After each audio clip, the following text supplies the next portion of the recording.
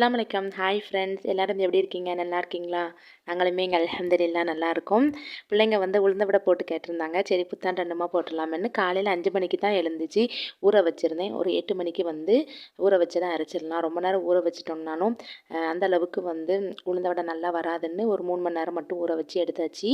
ஏற்கனவே அரை கிலோ உளுந்து ஊற வச்சுருந்தேன். ஒரு பேஜ் போட்டு அரைச்சிடலாமேன்னு கொஞ்சம் கொஞ்சமாக நம்ம சாதா தண்ணி ஊற்றாமல் ஐஸ் தண்ணி ஊற்றி நம்ம அரைச்சி எடுத்துட்டோம்னா மிக்ஸி அந்தளவுக்கு ஹீட் ஆகாது.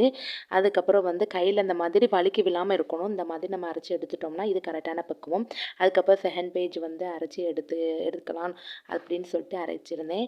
அதை அரைச்சி முடித்த பிறகு 3வது பேஜ் அரைக்கும்போது கொஞ்சமாக நம்ம அதாவது பழைய சாதம் இருக்குல்ல, அதை நம்ம அதோட உளுந்தோட போட்டு அரைச்சோம்னா இந்த வடை அப்படியே நம்ம கடையில் வாங்கக்கூடிய வடை மாதிரி நல்லா மொறு மொறுனும் உள்ளே சாஃப்டாகவும் இருக்கும். இது ஒரு சீக்ரெட் தான். நீங்களும் இந்த மாதிரி ட்ரை பண்ணி பாருங்கள்.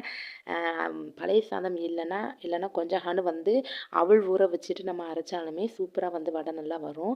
எல்லாமே இந்த மாதிரி நல்லா பொங்க பொங்க அரைச்சி எடுத்தாச்சு. அதை அப்படியே இன்னொரு பாத்திரத்தில் மாற்றிக்கிட்டு நல்லா கைட்டு அடித்து விடணும். நல்லா அந்த ஏர் பம்ப் எல்லாமே குறைஞ்சிடணும். நல்லா அடித்து விட்ட பிறகு ஒரு மூடி போட்டு இதை டிஸ்டர்ப் பண்ண வேண்டாம், ஒரு ஓரமாக வச்சிடலாம். அதுக்கப்புறம் 2 பல்லாரி, 3 பச்சை மிளகாய், அதுக்கப்புறம் ஃப்ரெஷ்ஷான கருவேப்பிலை சேர்த்து நான் இன்றைக்கி சாப்பரில் வச்சு தான் சாப் பண்ணி எடுக்க போகிறேன். எனக்கு பிள்ளைங்க அதை ஃபுல்லாக எடுத்து தூர போட்டுருவாங்க. இந்த மாதிரி நம்ம சாப் பண்ணி எடுத்துக்கிட்டோம்னா இதையோட சேர்த்து தான் பிள்ளைங்க சாப்பிட்ருவாங்க. நீங்கள் இந்த மாதிரி ட்ரை பண்ணி பாருங்கள்.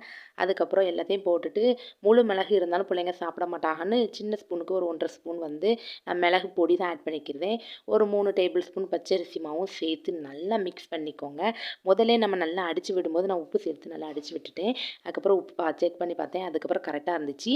நம்ம இந்த உளுந்து வடைக்கு கொஞ்சம் பக்கத்தில் தண்ணி வச்சுக்கிட்டு தொட்டுட்டு அந்த மாவை எடுத்து நம்ம போட்டு எடுத்துட்டோம்னா சூப்பராக அந்த நடுசில் இருக்க ஹோல் வந்துடும்.